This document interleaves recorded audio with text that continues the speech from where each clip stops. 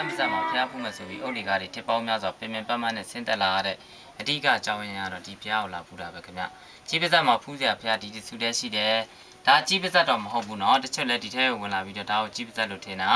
ာကြီးပါဇက်ကပြင်ဘက်မှာကြံခဲ့ပါပြီအကျွေးစီးများပြစ်ထက်နေတာကိုကြီးပါဇက်လို့ခေါ်ပါတယ်အဲ့ဒီအကျွေးစီးတွေပြစ်ထက်တဲ့ကြောက်တုံးသုံးလုံးရဲ့ဖွဲ့စည်းပုံကကြီးကန်းကြီးတစ်ကောင်ပါဇက်ဟနေတဲ့တရားနဲ့တူလို့ကြီးပါဇက်လို့ခေါ်တာဒါကြီးပါဇက်လှိုင်းကူပါအခုဖူးတာတော့ကြီးပါဇက်ဖျားပေါ့နော်ဒီလှိုင်းကူကယခုမိသားစုများအားလုံးဝင်လာတဲ့လှိုင်းကူအပေါက်ဝချင်းချင်းကလေးကနေဒီနေရာတွေလမ်းဆုံးသွားတာလည်းမဟုတ်ဘူးခင်ဗျာဒါပေမဲ့ဒီထဲကိုဝင်လာတဲ့သူအများစုကတော့ဒီနေရာတွေလမ်းဆုံးပြီလို့ထင်တာတစ်ချိန်တုန်းကဆိုရင်စစ်တောင်းမြင့်တီအောင်သွားလို့ရပါတယ်တဲ့နော်စစ်တောင်းမြင့်ဆိုတာမွန်ပြည်နယ်စမှာရှိပါတယ်ရန်ကုန်ဘက်ကနေကားစီးလာတဲ့သူများဆိုရင်စစ်တောင်းတရားနဲ့စစ်တောင်းမြင့်ကြီးကိုဖြတ်ခဲ့ရတယ်တွေ့ရင်လည်းတွေ့ခဲ့လိမ့်မယ်အဲ့ဒီစစ်တောင်းမြင့်နဲ့ဒီကြီးကမ်းပါဇက်လှိုင်းကူနဲ့တစ်ဆက်တည်း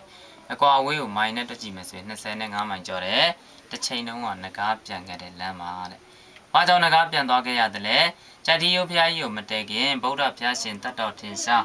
ရှေ့စဉ်ခါတုန်းကဒီလိုင်းကူတော်မြတ်ထဲမှာစီးမြစ်စေးကိုတိဥတိဖုတွေကိုတူးတဲ့စိတ်ပြူနှုရှင်ဝိဇ္ဇတူလူလင်တူရဲ့ဘောဂဝတီငကားပြည်ကလူရောင်ဖန်ဆင်းထားတဲ့ငကမရဲ့ဝိဇ္ဇာရဲ့ငကားရဲ့လူနဲ့ငကားနဲ့အမျိုးမတူတဲ့သူနှစ်ဦးအကြောင်းဆက်လို့ပေါင်းဖက်ပြီးအတူတူနေထိုင်သွားခဲ့ရမှာငကားအသွင်နဲ့ငကားဦးနှလုံးဥခဲ့တယ်ဆိုတာဒီကူထဲမှာဥခဲ့တာကြောက်ဘူးတဲ့သူများပါရင်တိတလို့မြောက်ဖွင့်တော့လည်းကြားဘူးပါလိမ့်မယ်နော်အဲ့ဒီငကားဦးနှလုံးအောင်မဟုတ်ကဲ့ချိန်တန်တဲ့ခါမှာလူသားလေးနှစ်ယောက်ကိုမွေးခဲ့တာမိန်းကလေးတွေတယောက်ကနာဂသူစားတဲ့သူကတော့6လသားအရွယ်မှာတင်ငငယ်ကလေးကစုံသွားခဲ့တဲ့အတွက်သူ့ရဲ့တမိုင်းကြောင်ကတော့မကြံခဲ့ပါဘူးတယောက်ကတော့ရွှေနှန်းကျင်မှာရွှေနှန်းကျင်ကတော့မိသားစုတွေတွေ့ခဲ့ကြပါလိမ့်မယ်စံတော်ရှင်ရဲ့အဝင်ဝဘဲဘဲချမ်းမှန်နှန်းဆောင်ရင်းထဲမှာရှိပါတယ်ကြီးပြင်းလာတဲ့အခါမှာကရင်မျိုးနွယ်စုတွေကိုရောက်သွားတဲ့အတွက်ကရင်ရွေးရနာကိုဆောင်းရှောက်တဲ့ဟုတ်နဲ့ဘိုးဘိုးကြီးကနေနှက်ကြားနဲ့တိုက်လို့ပြင်းရင်လွှားရတဲ့လူသားစင်စစ်ကနေအမောဆုပ်ပြီးကြောက်ရွံ့ထူဖြစ်ခဲ့တဲ့ရွှေနှန်းကျင်ကိုပြောတာအဲ့ဒီရွှေနှန်းကျင်နဲ့နာဂသူစားတို့ရဲ့ဇာတိချက်ကျွေမွေးရမြေရဒီလိုင်းကူဖြစ်တဲ့အတွက်ဂျတိယသမိုင်းစသွားတဲ့လှိုင်းကူလို့လည်းတနည်းအားဖြင့်ခေါ်တယ်တဲ့နော်အဲ့ဒီရွှေနှန်းကျင်နဲ့နာဂသူစားတို့ရဲ့အမေနဂမကြီးကဲ၍ဒီထဲကိုမရောက်ဘူးသေးတဲ့သူများပါလို့ရှိရင်တော့ဒီကောင်းပေါ်မှာရုပ်ထုတွေရှိပါသေးတယ်ခင်ဗျအပေါ်မော့ကြည့်ပါအဲ့ဒီရှေ့ကပေါ်ဝါစိမ့်ုံခြုံပြီးတော့လူရောင်ဖန်ဆင်းထားတာငကမရွှေနှန်းကျင်ရဲ့အမေရင်းမှန်နော်သူ့ရဲ့အိတိပတကိုးနဲ့ငကားကနေလူရောင်ဖန်ဆင်းပြီးတော့ဟိုးအနောက်ကစစ်ကျင်လုံးကိုကင်ထားတဲ့ဝိဇ္ဇတူနဲ့အတူပေါင်းသိပြီးတော့နေထိုင်တာအဲ့ဒါသူ့ရဲ့လင်းအောင်ကြားလေကောင်မှာဖြောင်းနိုင်ပြီးလေးထွန်းပြထားတဲ့ငကားဦးနှလုံးအဲ့ဒီငကားဦးနှလုံးကမှစောစောတုန်းကကျွန်တော်ပြောတဲ့ရွှေနှန်းကျင်နဲ့နာဂသူသားတို့ညီမနှစ်ယောက်ကိုတီကူထဲမှာမွေးသွားခဲ့တာပါတဲ့ဒါကြောင့်မလို့ကြိုက်တီယိုသမိုင်းစားတဲ့လှိုင်းမှုလို့ခေါ်တာနော်အဲ့ဒီဝိဇ္ဇတူကသူနဲ့ပေါင်းတဲ့သူ့ရဲ့ဇနီးတဲ့ကိုရက်တွေလတွေကြာသွားတဲ့အခါမှာလူမဟုတ်ပဲငကားမန်းတိလို့တခြားတနေရာကိုပြစ်ပြေးသွားတဲ့အခါငကမကြီးသူ့ရဲ့တိုင်းပြည်ဘောကောက်ဒီကိုပြန်လာပြင်ဘက်ကနေပြန်သွားတာမဟုတ်ဘူးဒီလိုင်းကူကြီးတွေကနေပြန်သွားတာဒါကြောင့်မလို့ဒီလိုင်းကူကစစ်တောင်းမြစ်ထီအောင်သွားလို့ရတယ်လို့ပြောတာနော်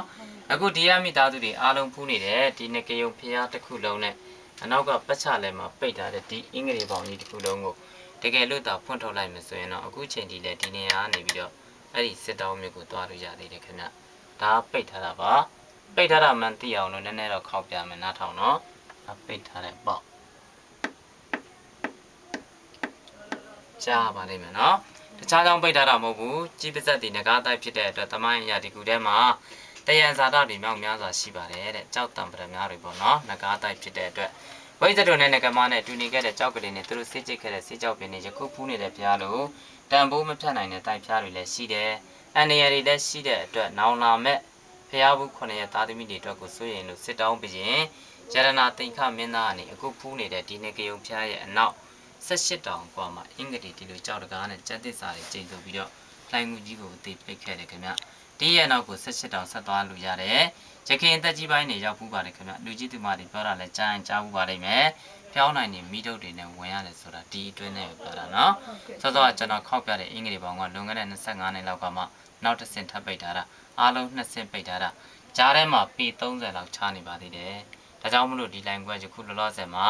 တူတူနဲ့ချင်းချင်းကလေးဖြစ်နေတာနော်အခုမိသားစုတွေအားလုံးဖူးတဲ့ဖျားတည်လဲကျွန်တော်တို့တာမန်ရွရွဝဲယူပူဇော်ထားတဲ့ဖျားမဟုတ်ဘူးတေချာကြည့်ဘူးပါခင်ဗျာဒီဖျားတည်ဒီလိုင်းကိုကြီးကိုတေမပိတ်ခင်ကစစ်တောင်းပြီးရင်ကိုယ်တိုင်သူ့ရဲ့ဘုံလက်ရုပ်တောက်စင်ခါကအလွန်ရမတမ်းမှနှဆိုင်လာတဲ့ပင်လယ်ကြီးအောက်သမုတ်တရားကျန်းကင်းမှာရှိတဲ့ဘောကောက်ဒီငကားပြည်ကပင့်ထားတဲ့ငကားတိုက်ပြည်က